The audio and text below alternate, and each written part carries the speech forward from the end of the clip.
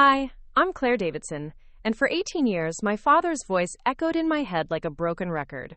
You're too stupid for college, girl. Don't waste my money on impossible dreams. Those words shaped every doubt I ever had about myself, every fear that whispered I wasn't smart enough, wasn't worthy enough. Before we jump back in, tell us where you're tuning in from, and if this story touches you, make sure you're subscribed, because tomorrow I've saved something extra special for you. But sometimes the people who try to clip your wings are the very ones who teach you how to soar. What my father didn't know was that his cruelty would fuel a fire in me so fierce that it would carry me all the way to Princeton University, and eventually into the arms of a man who would orchestrate the most beautiful revenge I could have ever imagined. The rain drummed against the windows of our cramped two-bedroom house on Maple Street in Millbrook, Pennsylvania, creating a steady rhythm that matched the anxiety pounding in my chest. I sat at the kitchen table, surrounded by college brochures that sparkled with promises of dormitories, libraries, and lecture halls filled with students who looked nothing like me. The glossy pages felt foreign in my hands, like artifacts from a world I was never meant to enter. Frank Davidson, my father, slouched in his recliner in the living room, the blue glow of the television casting shadows across his weathered face. At 52, he carried the weight of 25 years at Millbrook Steel Factory in his hunched shoulders and calloused hands. His work boots, caked with industrial grime, sat by the front door like sentries, guarding against any dreams that might try to escape our small world. I turned the page of the Princeton University brochure, my fingers tracing the image of students walking beneath Gothic arches, their faces bright with possibility. The admission requirements stared back at me. SAT scores, essays, recommendation letters, a world of expectations that felt as distant as the moon. "Claire, dinner's ready," my mother Linda called from the kitchen, her voice carrying that familiar note of weariness. At 48, she moved through our house like a ghost, speaking in whispers and avoiding any conversation that might trigger Frank's volatile temper. I gathered the brochures quickly, sliding them under my notebook as Frank's heavy footsteps approached the kitchen. He dropped into his chair at the head of our small formica table, eyeing the meatloaf and instant mashed potatoes with the same expression he wore when examining factory equipment that might break down.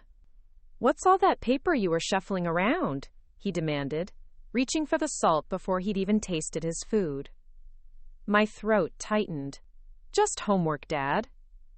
His eyes narrowed, those pale blue orbs that could freeze water in July. "Don't lie to me, girl. I saw those fancy pictures. College nonsense again?" Linda's fork paused halfway to her mouth, her knuckles white around the handle. The kitchen fell silent, except for the persistent drumming of rain and the distant hum of the refrigerator.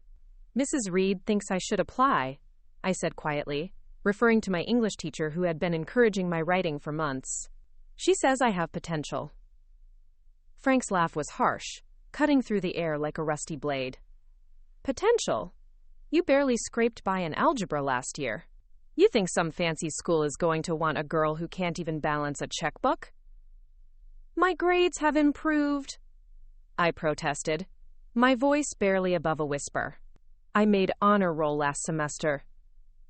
"Honor roll at Millbrook High doesn't mean squat in the real world," he snapped, jabbing his fork toward me.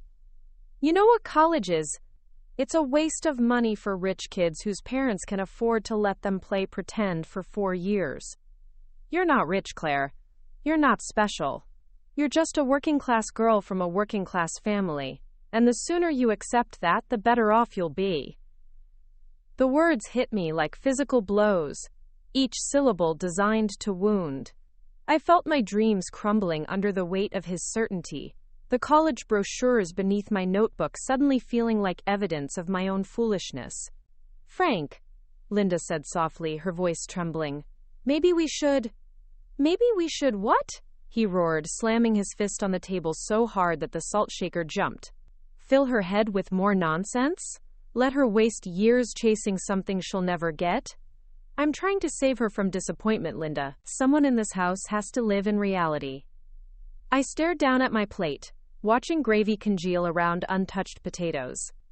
The silence stretched between us, heavy with unspoken words and shattered hopes.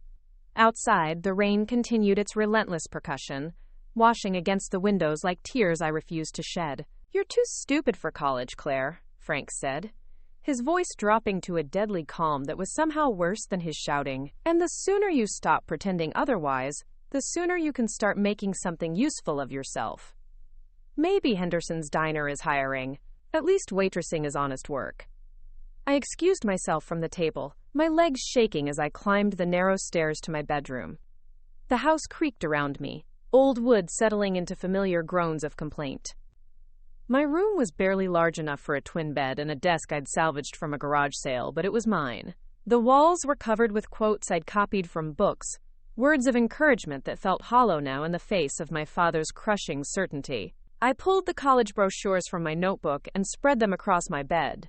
Princeton, Columbia, NYU, each one a doorway to a life I couldn't quite imagine but desperately wanted. The students in the photographs looked confident, purposeful, nothing like the uncertain girl staring back at me from my cracked mirror. My phone buzzed with a text from Hannah Brooks, my best friend since middle school. "How did it go? Did you tell him about the applications?" I stared at the screen, my fingers hovering over the keyboard. How could I explain that my father had just demolished 18 years of dreams with a few carefully chosen words? How could I admit that part of me was starting to believe he might be right? "Not well," I typed back. "He thinks I'm wasting my time." Hannah's response came immediately. "Don't listen to him, Claire. You're the smartest person I know. Mrs. Reed wouldn't encourage you if she didn't see something special." But, as I lay in bed that night, listening to the rain gradually fade to silence, Frank's words echoed in my mind with the persistence of a drumbeat. "You're too stupid for college." The phrase wrapped around my thoughts like barbed wire, cutting deeper with each repetition. The next morning dawned gray and cold, matching the heaviness in my chest as I walked to school. Millbrook High School squatted on the edge of town like a red brick monument to limited expectations. Most of my classmates would graduate directly into factory jobs or military service, following paths worn smooth by generations of their families. I found Mrs. Reed in her classroom during lunch period, grading papers with the dedication of someone who still believed education could transform lives. Catherine Reed was in her 50s, with silver-streaked hair and eyes that sparkled with genuine interest in her students' potential. She looked up as I knocked on her doorframe. "Claire, I was hoping to see you. Have you given more thought to those college applications we discussed?" I slumped into a desk in the front row, the weight of my father's words making it difficult to meet her encouraging gaze. "My dad says I'm too stupid for college." Mrs. Reed set down her red pen and leaned forward, her expression shifting to one of gentle concern. "Claire, look at me. Your father's opinion doesn't define your intelligence or your potential. I've been teaching for 27 years, and I know academic promise when I see it. Your essay on social justice last month was better than work I've seen from college sophomores." "But what if he's right?" I whispered, voicing the fear that had kept me awake all night. "What if I'm just fooling myself?" Mrs. Reed stood up and walked around her desk, pulling a chair close to mine.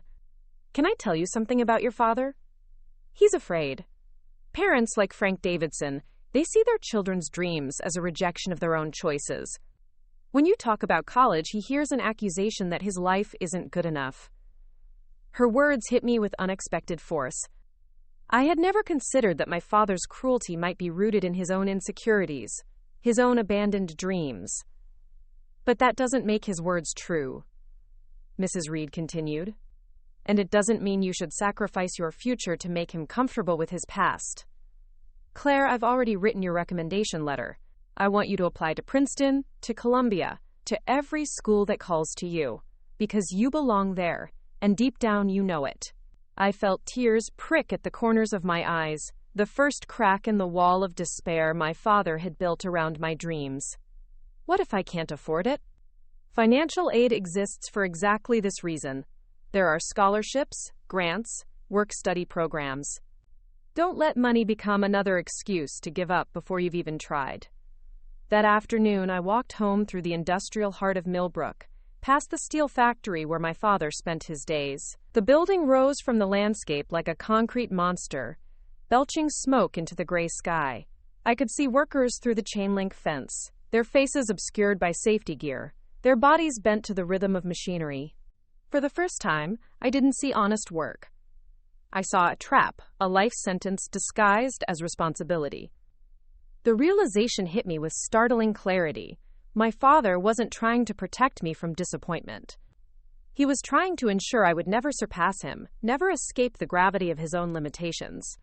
When I reached home, Frank was already in his recliner, a beer sweating in his hand as he watched the evening news. Linda moved quietly in the kitchen, preparing another meal of processed food in silence. "Dad," I said, standing in the doorway between the kitchen and living room, my heart hammering against my ribs. He looked up, irritation already creasing his features. "What now?" "I'm applying to college anyway." The words hung in the air like a challenge, transforming the familiar space of our living room into a battlefield. Frank's face darkened, his jaw clenching with the kind of rage I'd learned to fear since childhood. "Like hell you are," he said, rising from his chair with deliberate slowness. "I won't have you embarrassing this family with your delusions of grandeur." Preparing and narrating this story took us a lot of time, so if you are enjoying it, subscribe to our channel. It means a lot to us. Now back to the story. "It's not a delusion," I said, surprised by the steadiness of my own voice. "Mrs. Reed thinks I have a real chance." "Mrs. Reed is filling your head with fairy tales because she gets paid to pretend kids like you matter," he snarled, stepping closer until I could smell the beer on his breath and the industrial soap he used to scrub factory grime from his hands. "You want to know what happens to girls from Millbrook who get too big for their britches? They fail. They come crawling back home with debt they can't pay and dreams they can't afford." "Maybe some do," I said, my voice growing stronger with each word. "But maybe some don't. Maybe some succeed despite people telling them they can't." The slap came so fast I barely saw it coming. My cheek burned with the imprint of his palm, tears springing to my eyes from shock rather than pain. Linda gasped from the kitchen doorway, but she didn't move, didn't speak, didn't defend me. "Don't you ever talk back to me like that again," Frank hissed, his face inches from mine. "You live under my roof, you follow my rules, and my rule is no college. No applications. No more of this nonsense. Are we clear?" I touched my stinging cheek, feeling something fundamental shift inside me. The fear that had controlled me for 18 years began to transform into something harder, something that tasted like steel and determination. "Crystal clear," I said quietly. But as I climbed the stairs to my room, I wasn't surrendering, I was planning. That night, I sat at my salvage desk and began filling out college applications by the light of a desk lamp I'd bought with money from my part-time job at the local grocery store. Each form was an act of rebellion, each essay a declaration of independence from the small world my father had tried to build around me. I wrote about growing up in Millbrook, about watching factory workers bent under the weight of unfulfilled dreams. I wrote about English teachers who saw potential in unlikely places, and fathers who confused love with limitation. I wrote about a girl who refused to believe that her zip code determined her destiny. The applications took weeks to complete, stolen hours after Frank had gone to bed, and Linda had retreated to her own private world of television and denial. I paid the fees with money I'd saved from my grocery store job, each check written in defiance of everything my father believed about my capabilities. When the acceptances began arriving in the spring, I intercepted them at the mailbox, hiding the thick envelopes in my locker at school. Princeton, Columbia, NYU, each one a validation that Mrs. Reed had been right, that my dreams weren't delusions, but possibilities waiting to be claimed. The full scholarship to Princeton arrived on a Tuesday in March, the financial aid package comprehensive enough to cover tuition, room, and board. I sat in Mrs. Reed's classroom, holding the letter with trembling hands, unable to fully process the magnitude of what it meant.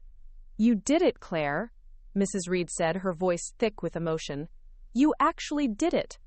But even as joy flooded through me, I felt the weight of the conversation I would have to have with my parents. Frank's reaction was predictable in its fury, his voice shaking the windows as he accused me of betrayal, of thinking I was better than my family. "You're making the biggest mistake of your life," he shouted, pacing the kitchen like a caged animal. "Mark my words, girl. You'll come crawling back within a semester, begging me to take you in. And maybe I will, if you're lucky." Linda stood frozen by the sink, her hands submerged in dishwater, tears streaming down her face. But she didn't speak, didn't defend me, didn't congratulate me. Her silence hurt almost more than Frank's rage. "I'm leaving in August," I said simply. "With or without your blessing." "Then you're leaving without a family," Frank spat. "Don't come crying to me when reality hits you like a freight train." The summer passed in a cold war of silent meals and avoided conversations. Frank treated me like a ghost, speaking around me rather than to me, as if I had already left and proved his point about my inevitable failure.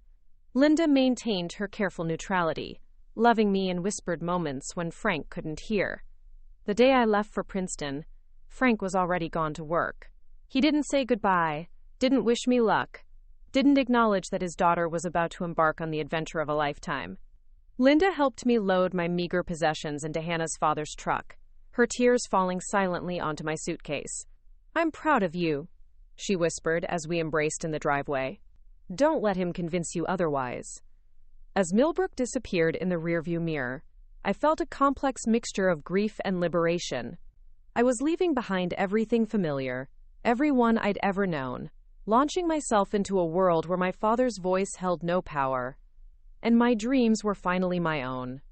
Princeton University rose before me like a cathedral of knowledge, its Gothic towers reaching toward a sky full of possibilities.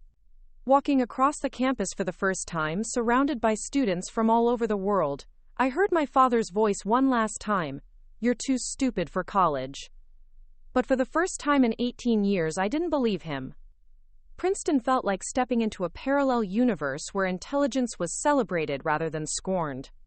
My dormitory, Whitman College, buzzed with conversations about philosophy and particle physics, literature and law. Students debated everything from climate change to classical music, with the kind of passionate intensity I'd only seen reserved for football in Millbrook.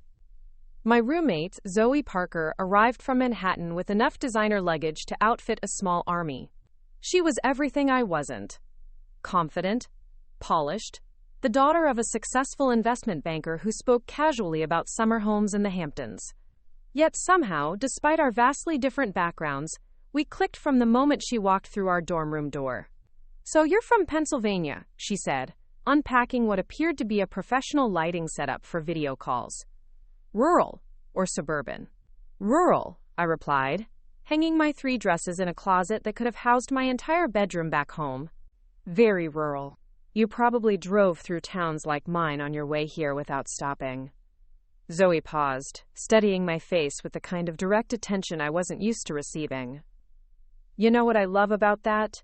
You're going to see things here that the rest of us take for granted.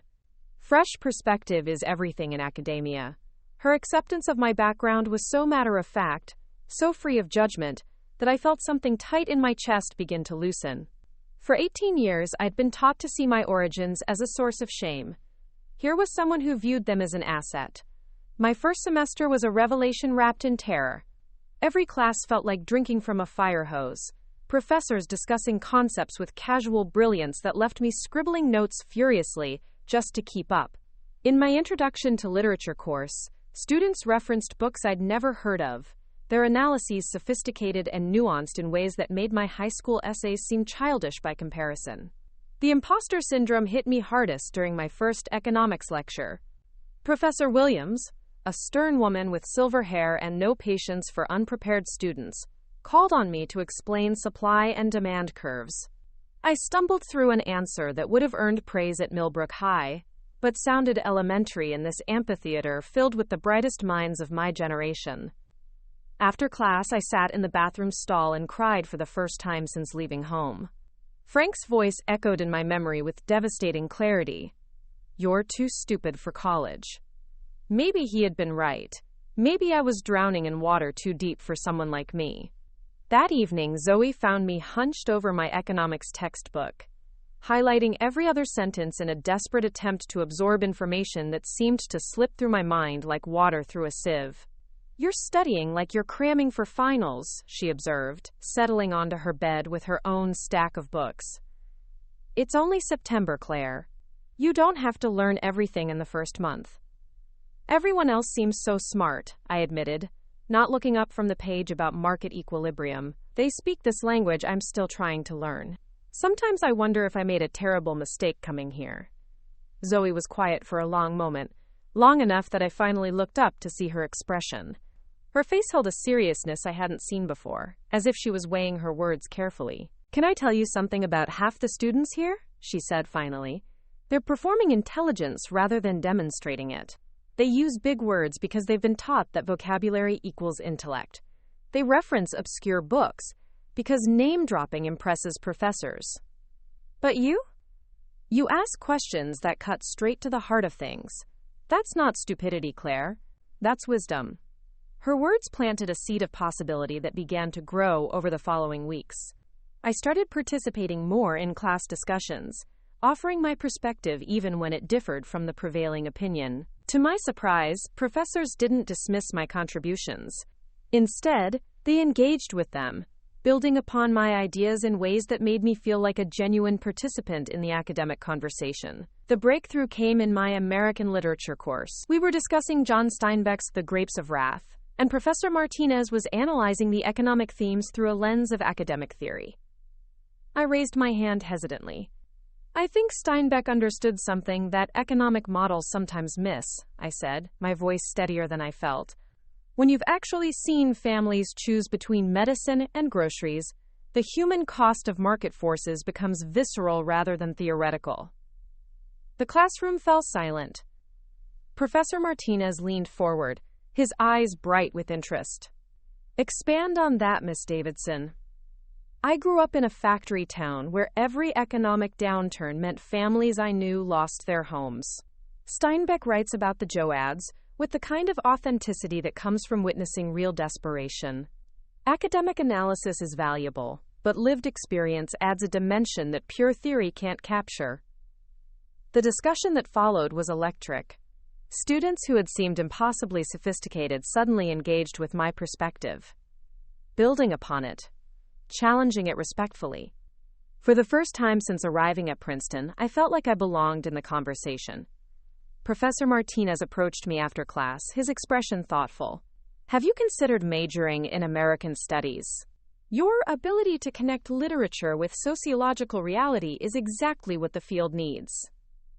I walked back to my dorm in a daze, Frank's voice finally beginning to fade under the weight of evidence that I was, in fact, smart enough for this place. My phone buzzed with a text from Hannah back in Millbrook. "How's college life? Are you loving it?" "Getting there," I typed back. And for the first time, I meant it. The transformation didn't happen overnight.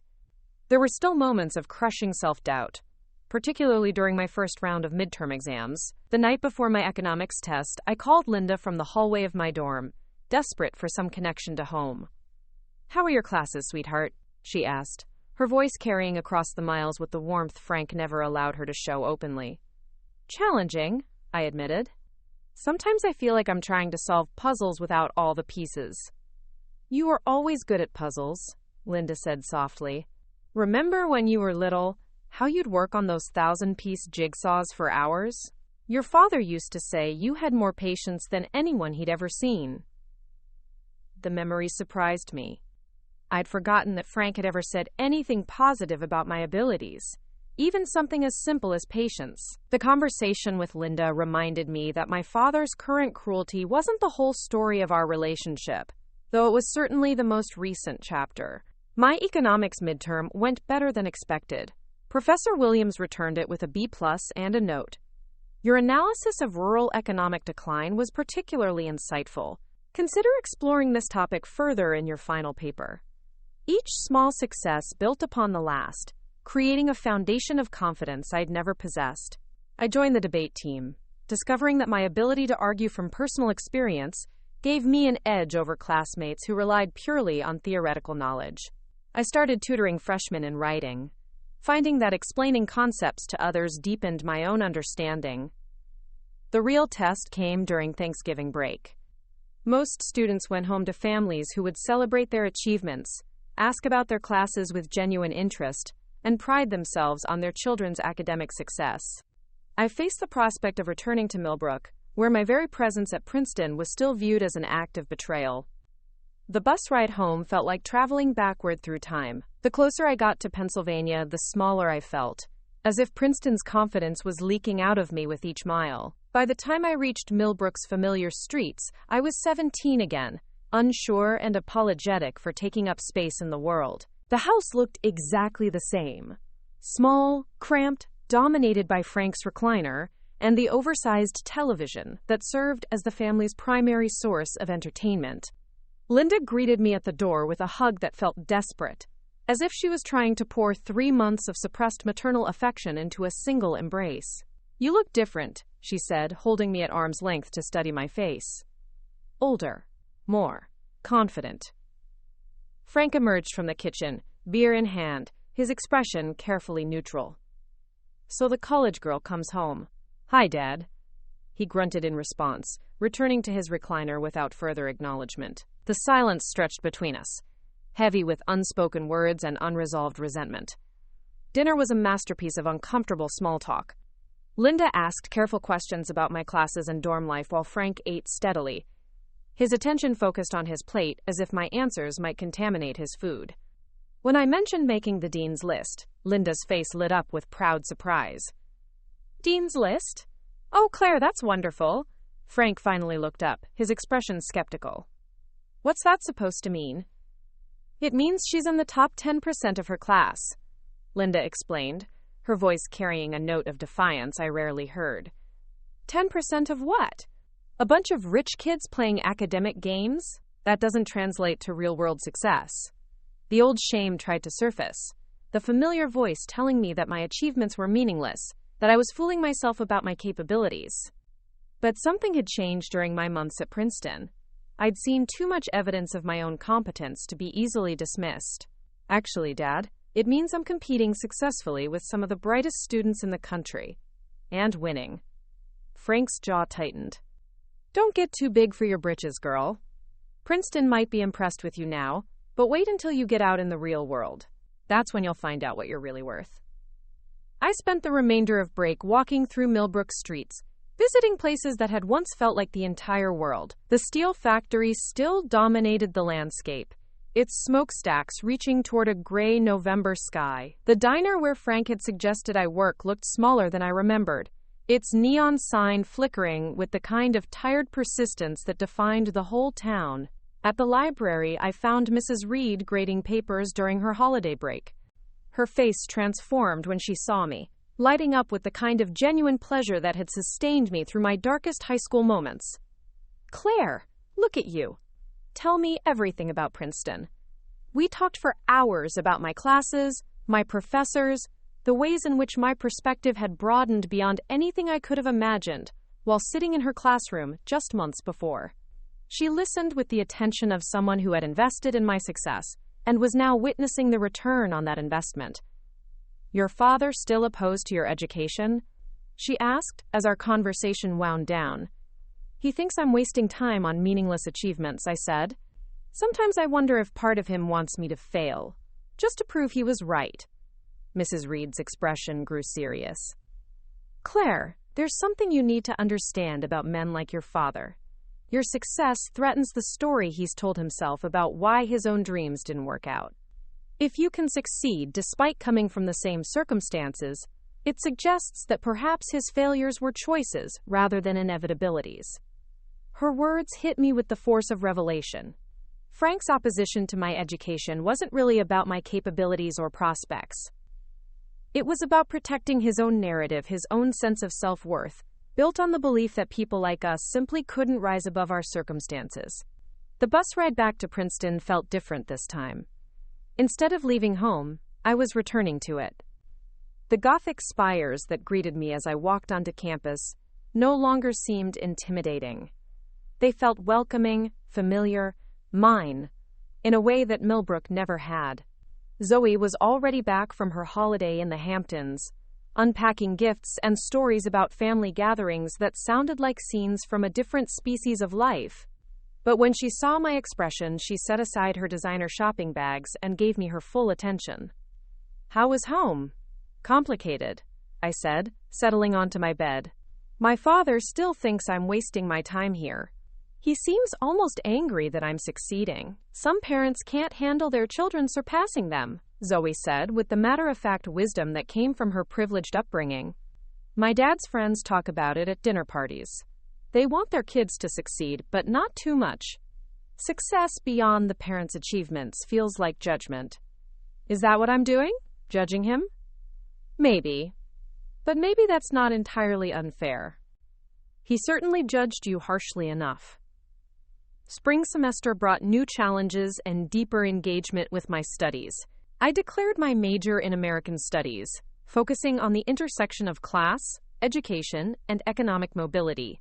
My professors encouraged me to explore my own background as source material, to analyze my experiences through academic frameworks that gave them broader significance.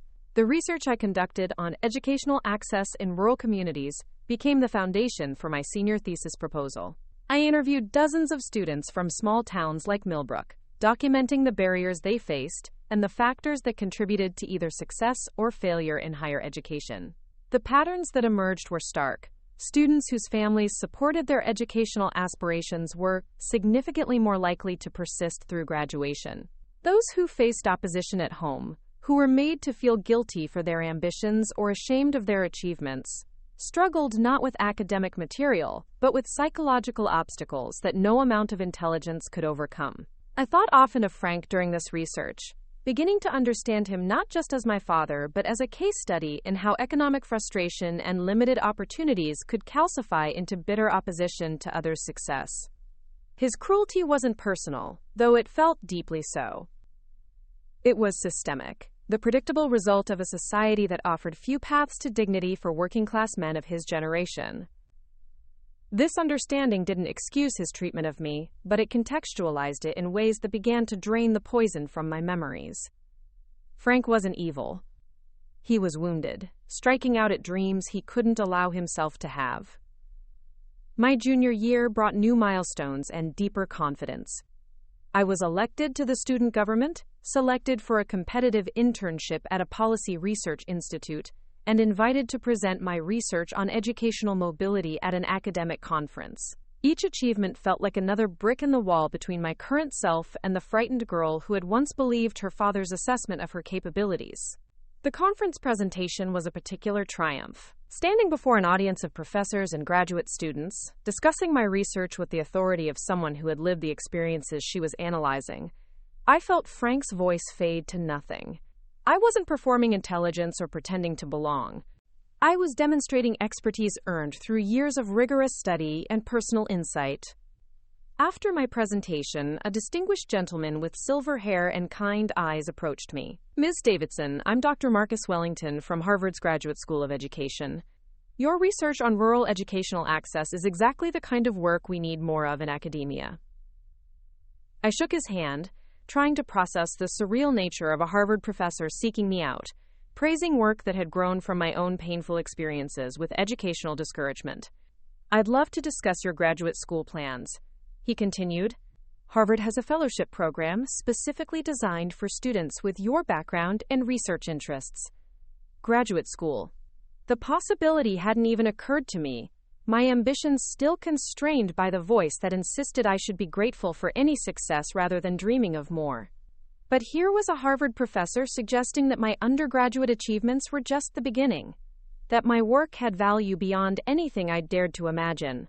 That evening, I called Linda from my dorm room, my voice shaking with excitement as I described the conversation with Dr. Wellington.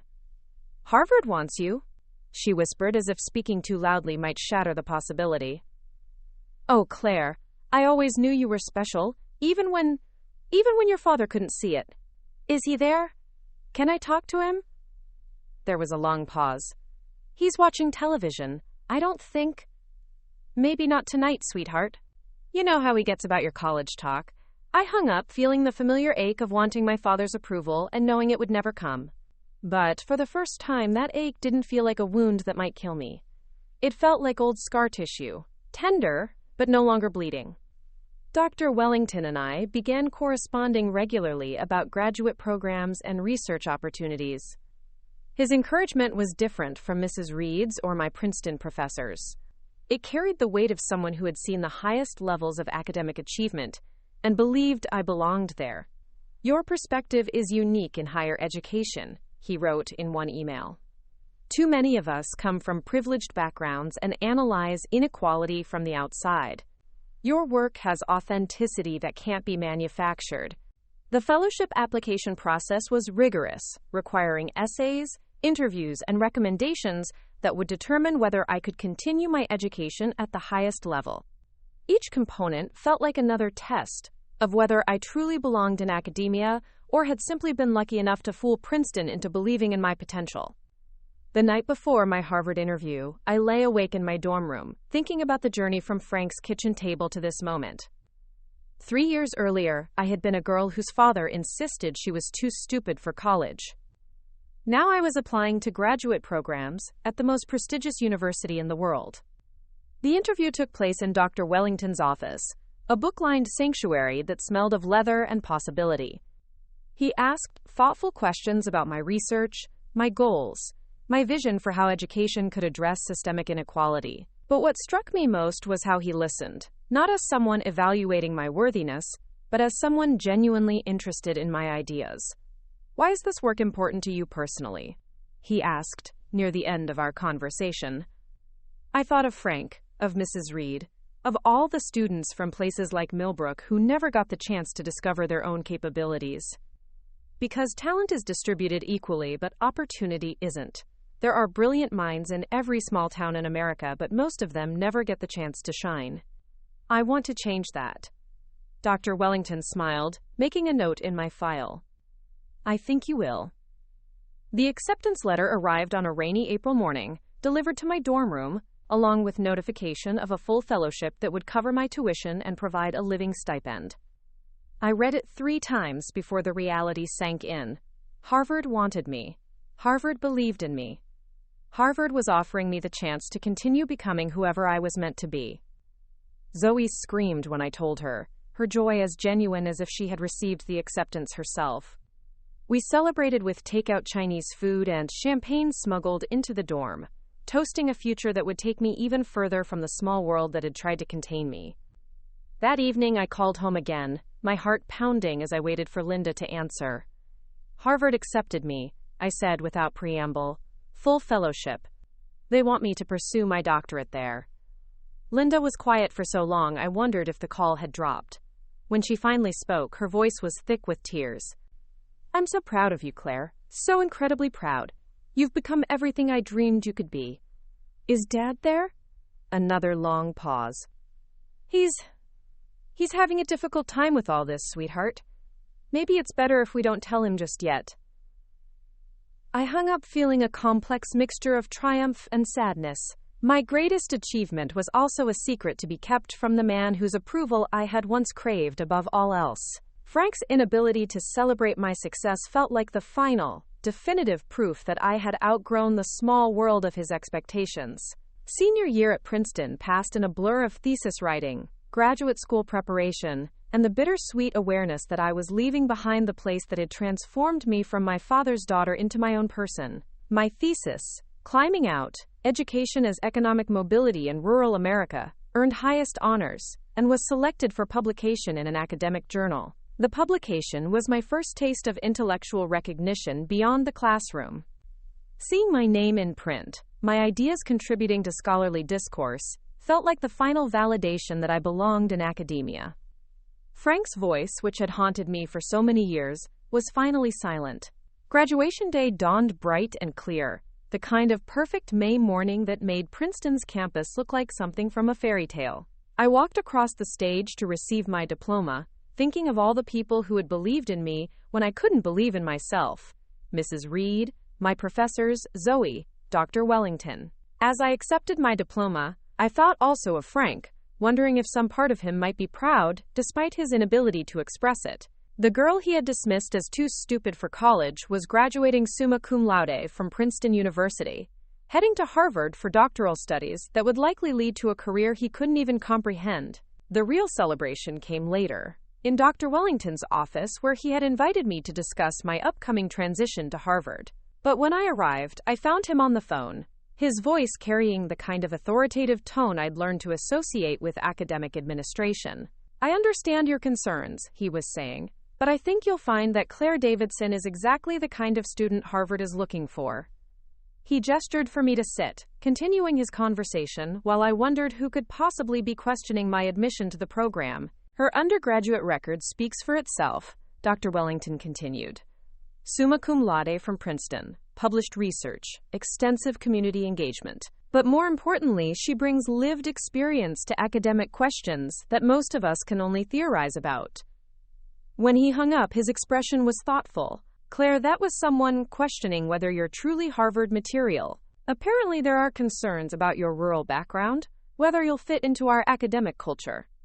The familiar shame tried to surface, the old voice whispering that maybe I was reaching too high, that perhaps I didn't belong among Harvard's elite. But 3 years at Princeton had taught me to recognize that voice as my father's, rather than my own. "What did you tell them?" Dr. Wellington smiled. "I told them that if they want researchers who can write about inequality without having lived it, they can find plenty of candidates.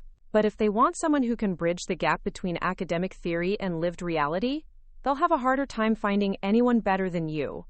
His confidence in me was absolute, unshakable, in a way that made me realize how far I'd traveled from the girl who had once questioned her own worth. I wasn't just smart enough for Harvard, I was exactly what Harvard needed, even if they didn't fully recognize it yet. As I prepared to leave Princeton for the final time, I thought about the conversation I would eventually have to have with Frank. Not the tentative, seeking approval conversation of my past, but the conversation of an adult daughter who had succeeded despite, rather than because of her father's influence. The day was coming when I would have to decide whether to continue protecting Frank from the truth of my achievements or to finally, fully claim the success I had earned. Harvard wasn't just my next destination. It was my declaration that the girl he had once dismissed was now a woman he could no longer diminish. Harvard Yard felt different from Princeton's Gothic grandeur. Where Princeton had overwhelmed me with its architectural poetry, Harvard embraced me with understated confidence, as if it knew its own worth too well to need dramatic displays. The red brick buildings and tree-lined pathways spoke of centuries of intellectual achievement, and for the first time in my academic career, I felt like I belonged from the moment I stepped onto campus. Dr. Marcus Wellington's office in the Graduate School of Education became my second home during those first months. Unlike the intimidating professor-student dynamic I'd expected, Marcus treated me as a colleague from our very first meeting.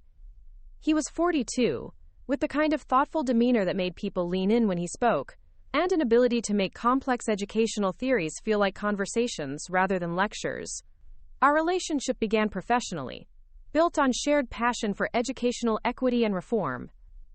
Marcus had grown up in Boston, the son of a Harvard law professor and a museum curator, his path to academia as natural as breathing. Yet he possessed an unusual ability to understand my perspective without condescending to it, to see my background as an asset rather than something to overcome. "Your research proposal on first-generation college students is exactly what this field needs," he said during one of our weekly meetings, his desk covered with drafts of my work marked with his careful commentary. "You're not studying these students from the outside. You're analyzing your own journey with the kind of critical distance that takes years to develop." I had learned to accept praise at Princeton, but Marcus's approval felt different. It wasn't the encouraging support of professors who saw potential in a promising student. It was the recognition of one scholar by another, peer acknowledging peer despite the differences in our credentials and experience. My doctoral coursework challenged me in ways that Princeton hadn't. The theoretical frameworks were more complex, the expectations higher, the pace relentless. But I discovered that my years of feeling like an imposter had actually prepared me for this environment. While my classmates struggled with the sudden elevation in academic rigor, I had been proving myself worthy of every opportunity for so long that Harvard's demands felt familiar. My research took shape around a longitudinal study of rural students who had attempted higher education. I wanted to understand not just who succeeded and who failed, but why. What factors determined whether a student from a place like Millbrook would thrive at an elite institution or return home defeated?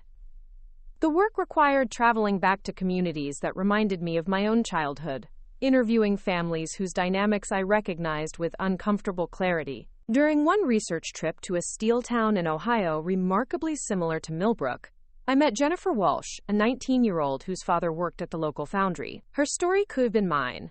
High academic achievement, a teacher's encouragement, parental resistance rooted in fear and resentment. "He says I'm getting too big for my britches," Jennifer told me, sitting in the local library after her shift at a fast food restaurant. "Says college is for people who think they're better than their families."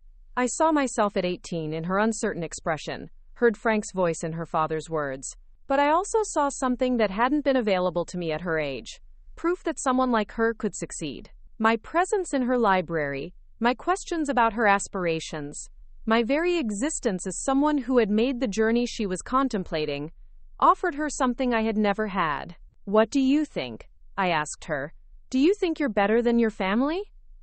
She was quiet for a long moment, wrestling with the question that had tormented me for years. "I think I'm different. And I think that's okay."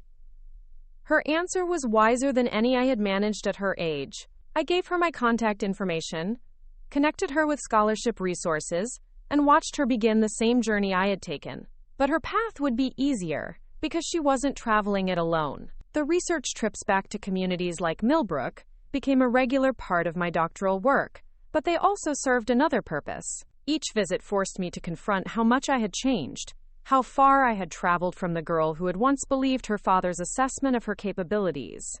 I could walk into diners and factory towns now, without feeling the old shame, without apologizing for my education, or trying to hide the ways Princeton and Harvard had transformed me. Marcus often accompanied me on these trips, his presence adding credibility to my research, while also allowing him to witness firsthand the communities that had shaped my perspective. He navigated these environments with the kind of respectful curiosity that comes from genuine intellectual interest, rather than academic tourism. "You're different when you're here," he observed after a day of interviews in a Pennsylvania mining town. "More yourself, somehow." "This is where I come from," I said simply. "These are my people, even when they don't claim me anymore." His understanding of that contradiction, the way he accepted both my roots and my growth without requiring me to choose between them, deepened our connection beyond the professional. Marcus saw all of me, the Harvard doctoral student and the Millbrook factory worker's daughter, the scholar and the survivor.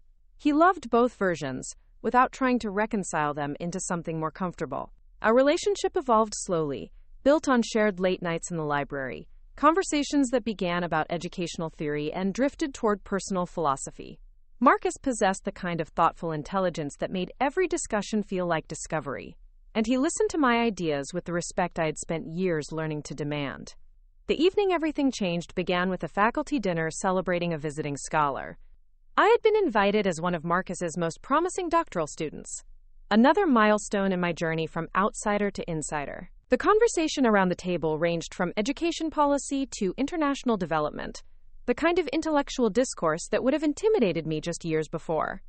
"Claire's research on rural educational access is going to reshape how we think about college readiness," Marcus said during the dinner, his pride in my work evident to everyone present. "She's developing intervention strategies that could prevent thousands of talented students from falling through the cracks." After the dinner, we walked across campus together, the September air crisp with the promise of fall. Harvard Yard was quiet except for the distant sound of students returning from their own evening activities. "Thank you for what you said tonight," I told him as we paused near the statue of John Harvard. "Having your support means everything to my career." Marcus stopped walking, turning to face me with an expression I had never seen before. "Claire, I need to tell you something.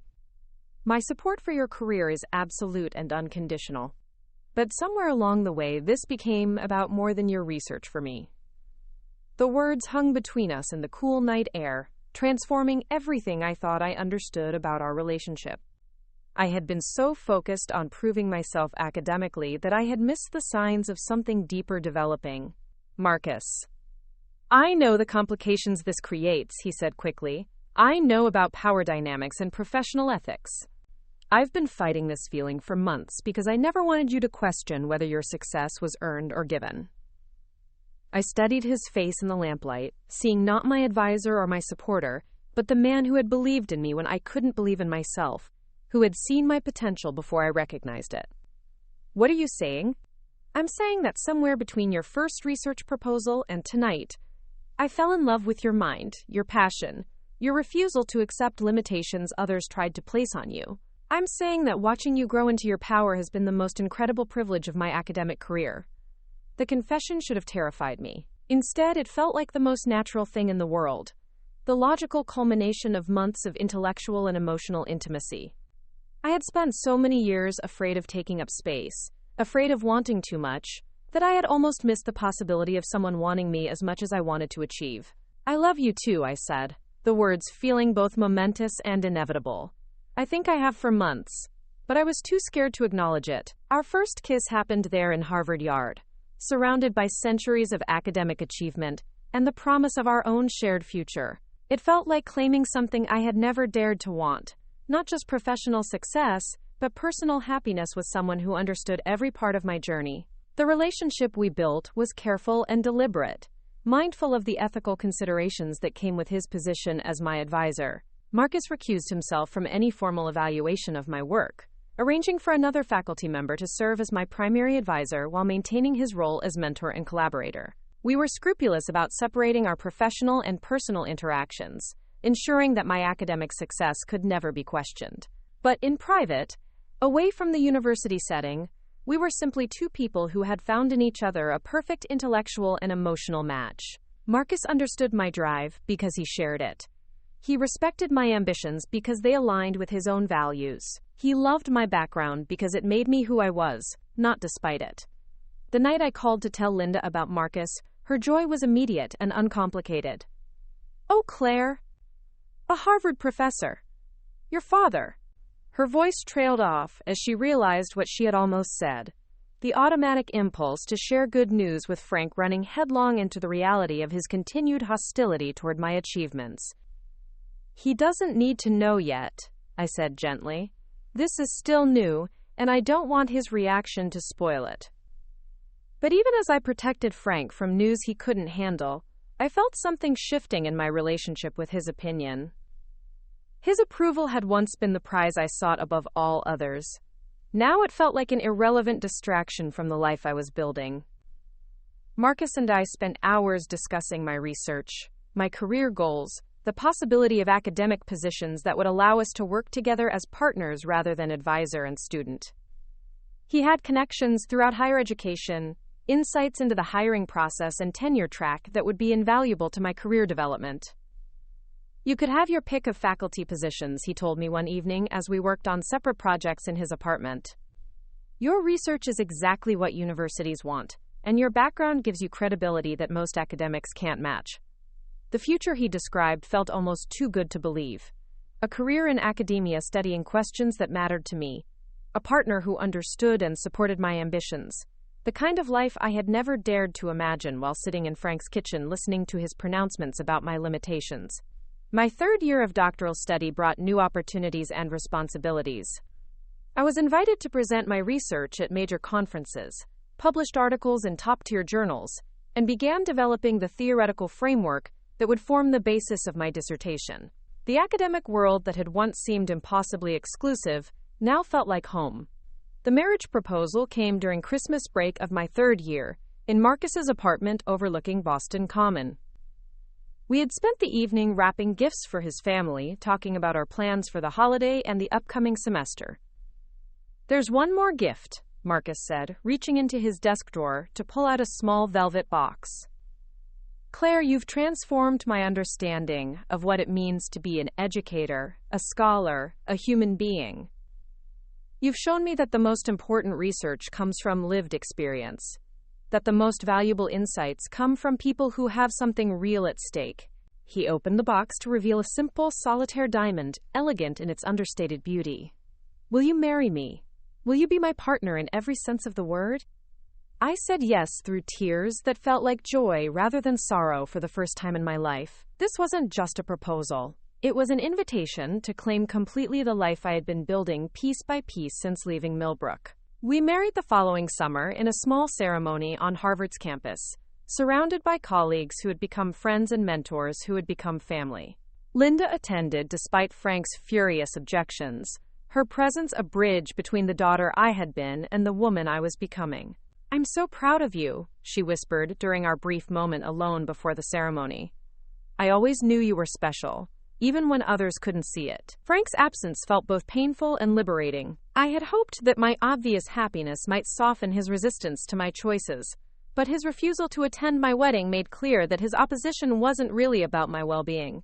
It was about his inability to accept that I had surpassed every limitation he had tried to place on me. The wedding reception was held in the faculty club, a gathering of some of the most distinguished minds in American education, celebrating not just our marriage, but the unlikely journey that had brought me to this moment. Dr. Wellington, now my husband as well as my mentor, gave a toast that brought tears to my eyes. "Claire has taught me that true academic excellence isn't about credentials or connections," he said, raising his glass to the assembled guests. "It's about bringing authentic experience to intellectual inquiry, about asking questions that matter because they emerge from real struggles and real hopes." As I looked around the room at professors and administrators who had once seemed impossibly distinguished, I realized that I no longer felt like an imposter among them. I belonged here not because I had successfully performed intelligence, but because I had something valuable to contribute to the conversation. The honeymoon was a week in Maine, staying in a cottage that had been in Marcus's family for generations. We spent our days walking along rocky beaches, and our evenings planning the research projects we would pursue together as a married couple. The future felt unlimited in a way that would have been impossible to imagine during my childhood in Millbrook. But even as I embraced this new life, I carried with me the growing certainty that Frank's reckoning was coming. My success could no longer be hidden or minimized. I was Dr. Claire Davidson Wellington now, a Harvard-educated scholar with a distinguished academic career ahead of me. The girl he had dismissed as too stupid for college had become a woman whose achievements he could no longer ignore. The phone call came on a Tuesday evening in October, Linda's voice shaking as she delivered news that felt both unexpected and inevitable. "Your father's had a heart attack," she said without preamble. "He's stable, but the doctors say it was serious. Claire, I think he knows he might not have much time left." The drive to Millbrook felt like traveling through parallel universes, each mile taking me further from the life I had built and closer to the world I had escaped. Marcus offered to come with me, but I knew this confrontation had to happen alone. Some reckonings could only be faced without witnesses. The hospital room was sterile and white, dominated by machines that beeped and hummed around Frank's diminished form. At 67, he looked older than his years, the lifetime of factory work and cigarettes and bitterness having carved deep lines in his face. But his eyes were still sharp, still carrying the anger that had defined our relationship for so many years. "So the college girl comes home after all," he said when he saw me in the doorway. "Hi, Dad." Linda rose from the bedside chair, embracing me with the desperate gratitude of someone who had been carrying a burden alone. "He's been asking for you," she whispered. Even though he won't admit it, I sat in the chair beside his bed, studying this man who had shaped so much of my early life through his certainty that I would fail. He looked smaller than I remembered, less formidable, as if the heart attack had stripped away some of the armor he had worn for so many years. "The nurses tell me you're married now," Frank said, his voice hoarse from the breathing tube they had removed that morning. "Married to some professor. His name is Marcus, Dr. Marcus Wellington. He's the Dean of Academic Affairs at Harvard's Graduate School of Education." Frank's expression shifted slightly, processing information that didn't fit the narrative he had constructed about my inevitable failure. "Harvard?" "Yes. We met when I was working on my doctorate there." The silence stretched between us, filled with all the words that had never been spoken, all the acknowledgments that had never been given. Frank stared at the ceiling, wrestling with something I couldn't name. "Doctorate," he repeated finally. "So you're a doctor now?" "Yes. Dr. Claire Davidson Wellington." He turned his head to look at me directly for the first time since I had entered the room, and I saw something in his expression I had never seen before. Confusion, as if he was trying to reconcile the daughter he had dismissed with the woman sitting beside his hospital bed. "I don't understand how this happened," he said quietly. "I was so sure." "You were sure I would fail," I finished. You told me I was too stupid for college. You said I was wasting my time with impossible dreams. Frank's face flushed, but whether from shame or anger I couldn't tell. I was trying to protect you from disappointment. Girls like you, from families like ours, we don't get to have those kinds of dreams. But I did have them, and I achieved them. I didn't just go to college, Dad. I excelled at Princeton. I earned a full fellowship to Harvard. I'm building a career studying the very barriers you insisted were insurmountable. The words came out steady and calm, not with the anger I had carried for so many years, but with the confidence of someone who no longer needed his approval to know her own worth. Frank was quiet for a long time, staring at his hands folded on top of the hospital blanket. When he finally spoke, his voice was smaller than I had ever heard it. Maybe I was wrong. It wasn't an apology, wasn't an acknowledgement of the years of discouragement and cruelty, but it was the closest to admission Frank Davidson had ever come, and I felt something long frozen in my chest begin to thaw. Yes, I said simply. You were wrong. We sat together in silence as the afternoon faded to evening, two people trying to bridge a chasm that had been decades in the making. I didn't forgive him, wasn't ready for reconciliation, but I no longer hated him either. Frank was just a man who had let his own limitations define his expectations for everyone around him, and I had spent too many years being angry about something I couldn't change. When visiting hours ended, I kissed his forehead gently, a gesture that surprised us both. I'm proud of what you've accomplished, he said as I reached the door, the words coming out like a confession he had never planned to make. I turned back to look at him one more time, this man who had tried so hard to keep me small, who was finally beginning to understand the magnitude of what I had become. I know you are, I said. Finally, the drive back to Cambridge felt different from any journey I had ever taken. I wasn't running away from Millbrook anymore, wasn't fleeing the small world that had tried to contain me. I was simply returning home, to the life I had built, and the man who had helped me build it. Marcus was waiting when I arrived, ready to listen to whatever I needed to share about the confrontation with Frank. But as I settled into his arms, I realized that the reckoning I had anticipated for so many years was finally complete. Frank's opinion no longer had the power to diminish me, and his approval, while gratifying to receive, was no longer necessary for my happiness. I was Dr. Claire Davidson Wellington, Harvard-educated scholar, devoted wife, successful researcher. I was everything Frank had once insisted I could never become, and his belated recognition of that fact felt like the closing of a chapter, rather than the validation I had once desperately sought. The girl who had believed her father's harsh assessment of her capabilities was gone, replaced by a woman who knew her own worth, regardless of who did or didn't recognize it. The reckoning was over, and I had won not by defeating Frank, but by refusing to let his limitations become mine.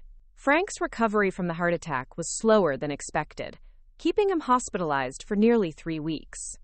During those weeks, I found myself driving to Millbrook more frequently than I had in years, not out of obligation, but from a genuine desire to understand this man, who had shaped so much of my early life through his opposition to my dreams.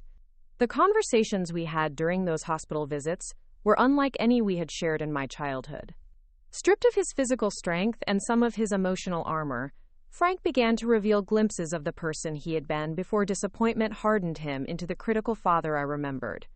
He spoke about his own truncated education, how he had dropped out of high school to work in the steel mill when his own father was injured in an industrial accident.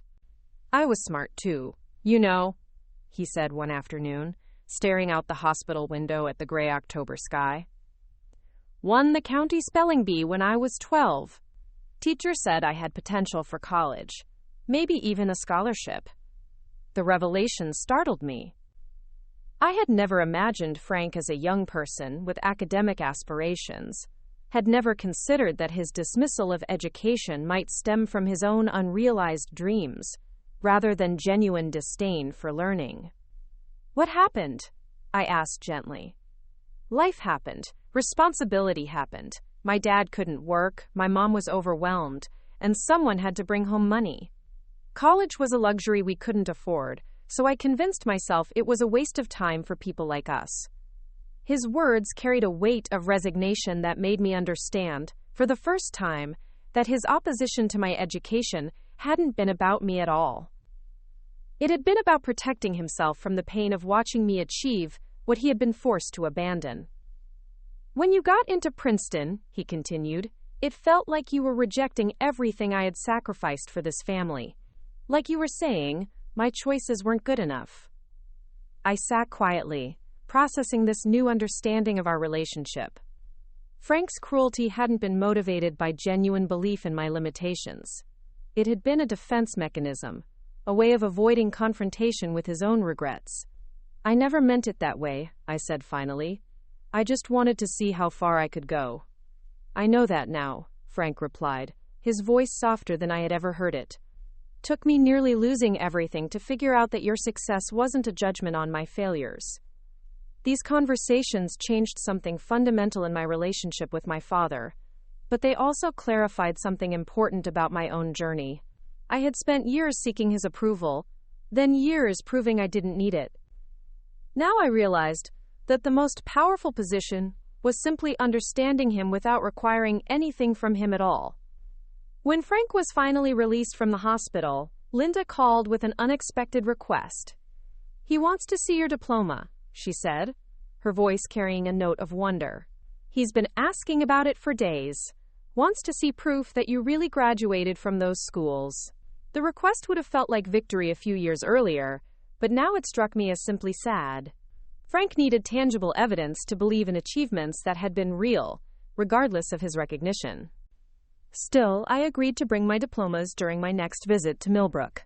I found both my Princeton and Harvard diplomas in the study Marcus and I shared in our Cambridge home, carefully framed documents that had marked major milestones in my academic journey. Holding them now, I was struck by how much weight I had once given to these pieces of paper, how they had felt like proof of my worth rather than simply recognition of work completed. The drive to Millbrook with my diplomas in the back seat felt ceremonial, like carrying artifacts from one world into another. Frank was home now, installed in his familiar recliner, but looking diminished by his recent brush with mortality. Linda bustled around him with the anxious care of someone still processing how close she had come to widowhood.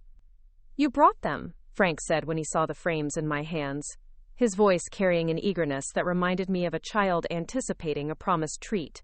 I handed him the Princeton diploma first, watching his eyes move slowly across the Latin text and official seals that declared my Bachelor of Arts degree. His finger traced the words, summa cum laude, with something approaching reverence. What does this part mean? He asked, pointing to the Latin honors designation. It means I graduated with highest honors. Top of my class.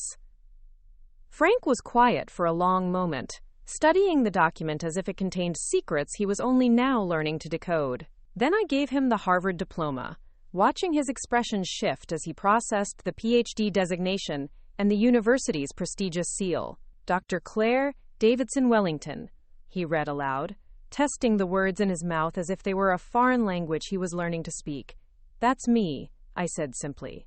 He held both diplomas for nearly 10 minutes, examining every detail with the thoroughness of someone trying to reconcile new information with long-held beliefs. Linda watched from the kitchen doorway, tears streaming down her face as she witnessed this late-in-life reckoning between father and daughter. I owe you an apology, Frank said finally, his words coming out slowly and deliberately. I was wrong about you, wrong about what you could accomplish, wrong to try to hold you back.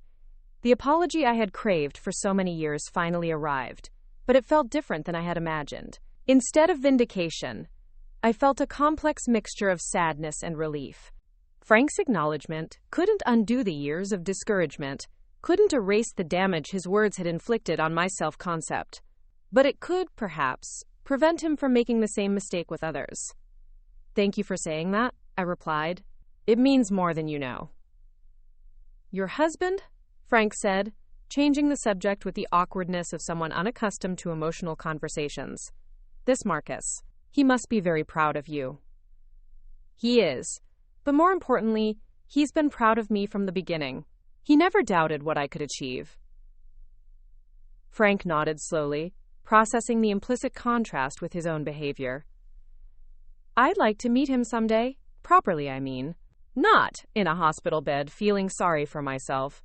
The invitation was tentative, offered with the uncertainty of someone venturing into unfamiliar territory. But it represented a genuine attempt at bridge building, an acknowledgement that his relationship with me would need to include the life I had built beyond Millbrook. I called Marcus that evening to share the conversation with Frank, describing the strange experience of receiving an apology I no longer desperately needed. "How do you feel about it?" Marcus asked, his question carrying the careful attention he always gave to my emotional processing. "Relieved, I think. Not because I needed his approval, but because holding on to anger was exhausting. This feels like permission to let it go." And his invitation to meet properly? I considered the question carefully. I think I'd like that. Not because I need him to approve of my choices, but because I want him to see what a life built on believing in possibilities looks like. Marcus's response was characteristically thoughtful. "Then we should arrange that meeting. But on our terms, in our space, where you're comfortable and confident." The opportunity came sooner than expected. My research on rural educational access had been selected for presentation at a major education conference in Boston, and several universities had expressed interest in my work for potential faculty positions. The presentation would be the culmination of years of study, the moment when my personal experience and academic training would converge into a professional achievement that could shape my career. "This is your moment, Claire," Marcus said as we reviewed my presentation materials. "You're not just presenting research. You're demonstrating why your perspective is essential to understanding educational inequality." The conference was being held at a downtown Boston hotel, a gathering of several hundred education professionals from across the country. My presentation was scheduled for the main auditorium, with attendance expected to include some of the most influential figures in higher education administration. As I prepared for the presentation, I found myself thinking about all the students like Jennifer Walsh I had interviewed during my research, young people whose potential was being dismissed by families who confused limitation with protection. My work wasn't just academic theory. It was a roadmap for helping talented students navigate the barriers that had nearly stopped me. The night before my presentation, Linda called with unexpected news. "Your father wants to come to Boston to hear you speak," she said, her voice carrying equal parts excitement and apprehension. "He's been reading about the conference online, trying to understand what you're presenting." The idea of Frank attending my academic presentation felt surreal, like worlds colliding in ways I had never imagined possible. The man who had once dismissed my college aspirations as foolish now wanted to witness the culmination of my educational journey. "Are you sure he's ready for that?" I asked. "It's going to be very different from anything he's experienced."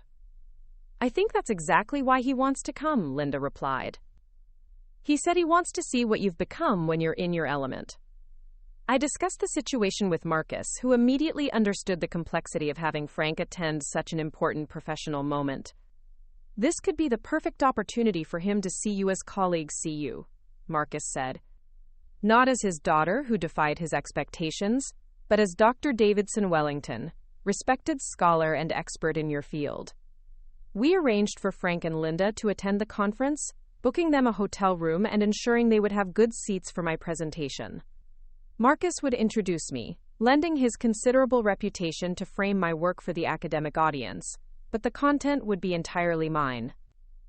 The morning of my presentation, I woke with a mixture of excitement and nervousness that had nothing to do with Frank's attendance. This was the moment I had been working toward for years, the opportunity to share research that could genuinely impact how universities approached first-generation college students. I dressed carefully in a navy blue suit that projected professional authority while remaining approachable, the kind of outfit that would help me command attention in a room full of distinguished academics. Marcus reviewed my talking points one final time, offering encouragement and minor suggestions with the expertise of someone who had given hundreds of academic presentations. "Remember," he said as we prepared to leave for the conference, "you're not trying to impress anyone today. You're sharing knowledge that only you possess.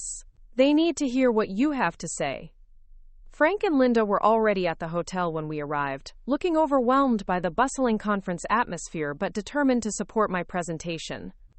Frank wore his best suit, a navy blue polyester blend that had probably been purchased for church services and job interviews, and his hair was carefully combed in a way that suggested he understood the importance of the occasion. Dr. Davidson Wellington, he said when he saw me approaching, testing out my professional title with careful pronunciation. You ready for this? I think so, I replied, touched by his attempt to acknowledge my credentials. Thank you for coming. It means everything to have you here. The main auditorium was filling rapidly as conference attendees took their seats. I could see colleagues from Harvard in the audience, potential employers from universities where I had interviewed, and dozens of education professionals whose work I had studied and admired. The scope of the audience reminded me how far I had traveled from the girl who had once hidden college brochures under her notebook. Marcus took the podium first, his introduction both personal and professional. Dr. Claire Davidson Wellington represents the best of what academic research can be when it emerges from lived experience, he began, his voice carrying easily through the large space. Her work on rural educational access doesn't just analyze barriers to higher education. It provides practical solutions developed by someone who has successfully navigated those barriers herself. When he called my name and I walked to the podium, I felt the familiar surge of confidence that came from thorough preparation and genuine expertise. This was my research, my insights, my contribution to a field that desperately needed fresh perspectives on old problems. Good morning. I'm Dr. Claire Davidson Wellington, and I want to begin today by sharing a story about a girl whose father told her she was too stupid for college. The opening line captured the audience's attention immediately, the personal note cutting through the academic formality that typically characterized conference presentations. I could see Frank straighten in his seat, Linda's hand moving to cover her mouth in surprise. That girl was me, I continued, and for much of my childhood I believed him. Growing up in a small Pennsylvania steel town, I learned that dreams of higher education were considered delusions of grandeur, that young people who aspired beyond their circumstances were accused of thinking they were better than their families. I moved through my presentation methodically, weaving together personal narrative and research findings to create a comprehensive picture of the barriers facing rural students. I discussed the psychological obstacles that went beyond financial limitations, the family dynamics that could either support or sabotage educational aspirations, and the institutional changes that could make higher education more accessible to first-generation students. The audience was engaged throughout, asking thoughtful questions and responding to my recommendations with the kind of enthusiasm that suggested real interest in implementation. Several university administrators approached me afterward to discuss potential collaborations and faculty positions. But the moment that mattered most came when Frank approached me after the formal presentation ended. His eyes were red-rimmed, and his voice shook slightly as he spoke. I never understood, he said quietly. His words meant only for me despite the crowd of academics surrounding us. I never understood that what I was doing to you was what had been done to me, that I was passing on the limitations instead of helping you break free from them. The confession was more personal than any apology, more meaningful than any diploma or academic honor. Frank wasn't just acknowledging my achievements. He was recognizing the pattern of discouragement that had shaped both our lives, accepting responsibility for perpetuating something that had hurt us both. I'm proud of you, he continued, his voice growing stronger, not just because you succeeded despite me, but because you turned our story into something that might help other families avoid the same mistakes.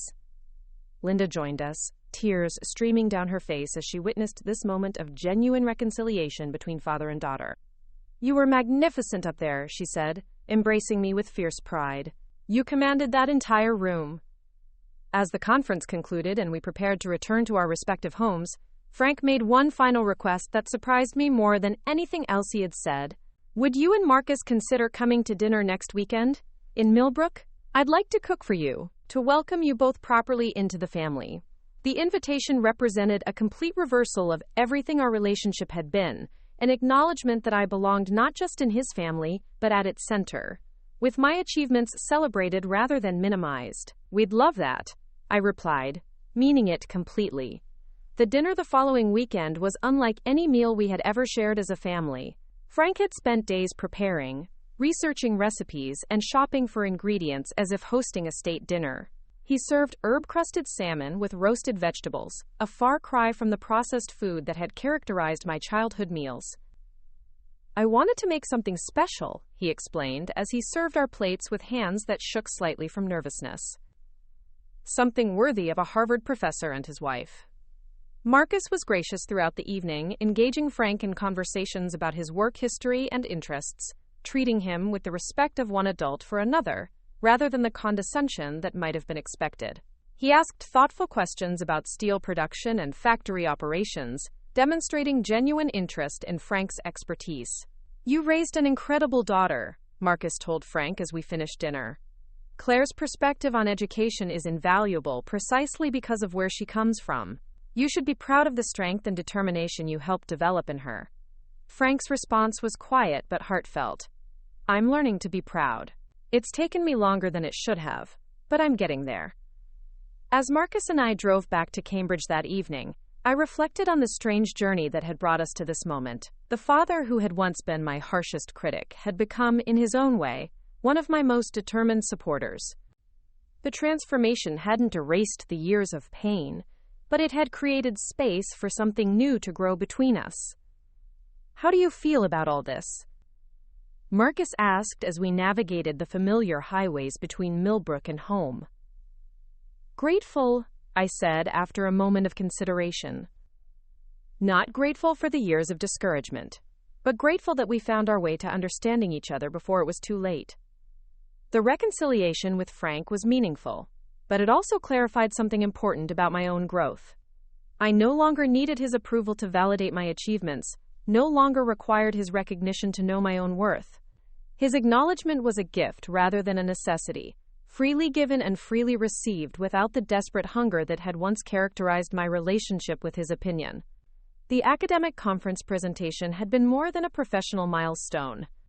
It had been a public declaration of who I had become, witnessed by the father, who had once tried to limit my possibilities, and the community of scholars, who now recognized my expertise.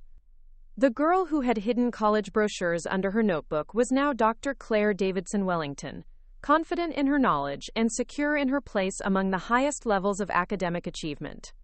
Frank's transformation from opponent to supporter felt like the closing of a circle, but it was also the opening of new possibilities.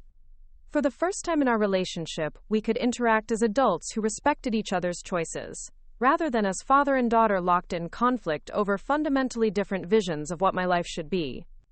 The story I had once seen as entirely personal had become, through my research and presentation, a professional asset that could help other families navigate similar challenges.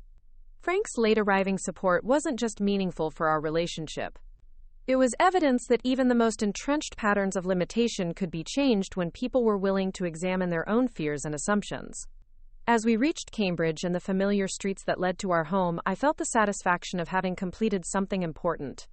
Not just the conference presentation or the reconciliation with Frank, but the longer journey from self-doubt to self-knowledge, from seeking approval to commanding respect, from victim of limitation to agent of change. The exposure was complete. Everyone who mattered had seen who I truly was, and their recognition confirmed what I had finally learned to believe about myself. 2 years after that pivotal conference presentation, I stood in the window of my new office at Columbia University, watching students navigate the campus pathways with the same mixture of excitement and uncertainty I remembered from my own first days at Princeton.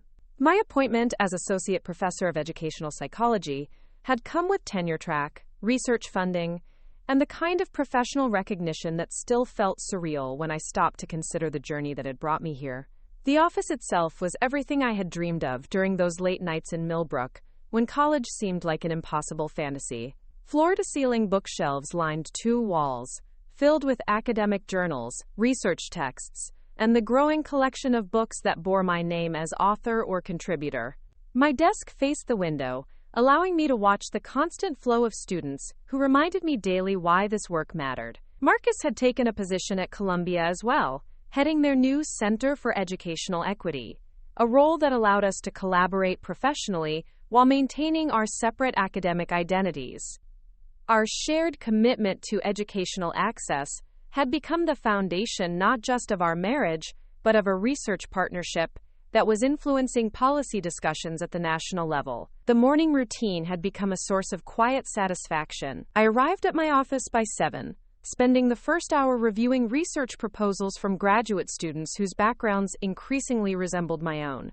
The university had begun actively recruiting first-generation college students for advanced degrees, recognizing that lived experience brought invaluable perspective to academic inquiry. My current research project examined the long-term outcomes for students who overcame family opposition to pursue higher education, tracking their academic success, career trajectories, and family relationships over time. The preliminary findings were encouraging, showing that students who persisted despite discouragement often became the most resilient and successful scholars, their early struggles developing psychological tools that served them throughout their careers.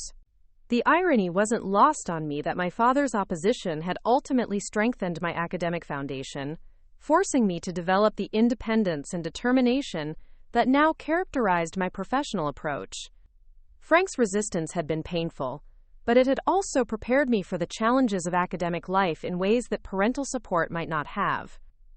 Jennifer Walsh, the young woman I had met during my doctoral research, was now in her junior year at Penn State on a full scholarship, majoring in education with plans to pursue graduate study. Her success represented more than individual achievement. It was proof that the barriers I had studied could be overcome when students received appropriate support and encouragement. The mentoring relationships I had developed with students like Jennifer had become one of the most rewarding aspects of my academic career. Each semester brought new young people whose stories echoed my own. Students from small towns and working-class families who arrived at Columbia carrying the weight of family skepticism alongside their academic potential. During office hours, these students would sit across from my desk sharing familiar struggles: guilt about surpassing their parents' educational levels, financial stress despite scholarship support, the psychological challenge of navigating social environments where their backgrounds marked them as outsiders. I listened with the understanding that came from having walked the same path, offering not just academic guidance but emotional support for the complex process of personal transformation that higher education required. Professor Davidson Wellington, Sarah Martinez had said during a recent meeting, her voice carrying the hesitation I recognized from my own undergraduate years. "Sometimes I feel like I'm betraying my family by being here. Like success means I think I'm better than them." Her words could have been my own at 18, and my response drew from both professional expertise and personal experience. Success isn't betrayal, Sarah. It's expansion. You're not rejecting your family's values by pursuing education. You're building upon the foundation they provided while creating new possibilities for future generations. These conversations reminded me constantly of how far I had traveled, not just geographically from Millbrook to New York, but psychologically from the uncertain girl who had hidden college brochures to the confident professor who now guided others through similar journeys. The relationship with Frank had continued to evolve in ways that surprised both of us. He called regularly now, asking about my research and sharing articles he had found online that related to my work. His pride in my achievements had become genuine and vocal, transforming him into one of my most enthusiastic supporters. "Did you see the article about your book in the Washington Post?" he asked during one of our weekly phone calls, his voice carrying excitement that would have been unimaginable during my childhood. "I've been showing it to everyone at the diner. They can't believe my daughter is famous." The book he referenced, Climbing Out: Breaking Educational Barriers in Rural America, had been published the previous year by a major academic press, gaining attention beyond scholarly circles for its accessible analysis of class and education. The publicity had been modest by popular standards but significant within academic and policy communities, leading to speaking invitations and consulting opportunities with organizations working on educational equity. Frank's transformation from opponent to champion had been so complete that sometimes I wondered if I had imagined the years of discouragement. But Linda's perspective provided balance, reminding me that growth was possible even when it came late in life. "Your father's been reading everything you publish," she told me during one of our private conversations. "He keeps a scrapbook of your articles and interviews. I think he's trying to understand what he missed, why he couldn't see your potential when it mattered most." The scrapbook touched me more than any formal recognition could have. Frank was documenting my success with the dedication of someone trying to make amends for lost time, creating a permanent record of achievements he had once dismissed as impossible. Marcus and I had developed a tradition of Sunday dinners in Millbrook, driving the 3 hours from New York to share meals with Frank and Linda that bore no resemblance to the tense encounters of my youth. These gatherings had become opportunities for genuine family connection, conversations that ranged from current events to family history to our shared research interests. Frank had begun sharing stories from his own past that provided context for his earlier resistance to my education. He spoke about friends who had attempted college only to return home defeated, about the economic pressures that had shaped his generation's view of practical versus aspirational goals, about his own dreams that had been abandoned so completely he had forgotten they ever existed. I convinced myself that keeping you realistic was protecting you, he admitted during one of these dinners, his honesty still surprising in its directness. But I was really protecting myself from having to face what I had given up. These conversations helped me understand that my success represented more than personal achievement. It was intergenerational healing, proof that family patterns of limitation could be broken, and new possibilities created for future generations. The work I was doing at Columbia had begun attracting national attention, leading to invitations to consult with universities struggling to increase retention rates among first-generation students. My recommendations typically focused on institutional culture change rather than individual student deficits, arguing that universities needed to adapt to serve students from diverse backgrounds rather than expecting those students to conform to traditional academic expectations. One particularly meaningful consulting project involved developing a mentorship program at a state university in Ohio, not far from where I had grown up. Walking across that campus, meeting with administrators and faculty, I felt the weight of how different my life might have been if similar programs had existed when I was making my own college decisions. The mentorship program paired first-generation students with faculty members who shared similar backgrounds, creating relationships that provided both academic guidance and emotional support. The early results were promising, showing improved retention rates and increased academic confidence among participating students. What you're doing here could change thousands of lives, the Dean of Student Affairs told me as we reviewed program outcomes. You're not just helping individual students succeed, you're changing how universities think about their responsibility to support all students. The recognition felt gratifying, but it also highlighted the ongoing nature of the work. For every student like Jennifer Walsh who successfully navigated the barriers to higher education, dozens of others never made the attempt, discouraged by families who confused limitation with love. My research had begun exploring preventative interventions, working with high schools in rural communities to identify promising students early and provide the support necessary for successful college transitions. These programs required delicate navigation of family dynamics, helping parents understand that supporting their children's educational aspirations wasn't a rejection of family values, but an extension of them. The program development often involved community meetings where I shared my own story, demonstrating to skeptical parents that higher education could strengthen rather than threaten family bonds. These presentations had become easier over time, my comfort with public speaking growing alongside my professional confidence. I come from a steel town very much like yours, I would tell audiences of parents and students in small community centers and high school gymnasiums. My father worried that college would change me, would make me think I was better than my family. He was right that it would change me, but wrong about what that change would mean. The responses to these presentations varied, but I often saw recognition in the faces of parents who were struggling with the same fears Frank had experienced. Some approached me afterward with questions about financial aid, application processes, or simply seeking reassurance that encouraging their children's dreams wouldn't result in losing them entirely.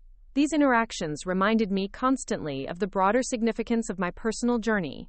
My success wasn't just about individual achievement. It was about creating pathways for others to follow, demonstrating that the barriers that seemed insurmountable could actually be overcome with appropriate support and determination. The 5-year mark of my faculty appointment brought an unexpected honor, promotion to full professor with endowed chair designation, making me one of the youngest scholars ever to receive such recognition at Columbia. The appointment ceremony was attended by colleagues from across the university, Marcus beaming with pride as the dean read my accomplishments aloud. But the moment that meant the most came when I spotted Frank and Linda in the audience, having driven down from Pennsylvania to witness this milestone. Frank wore his best suit again, but this time his presence felt natural rather than surprising.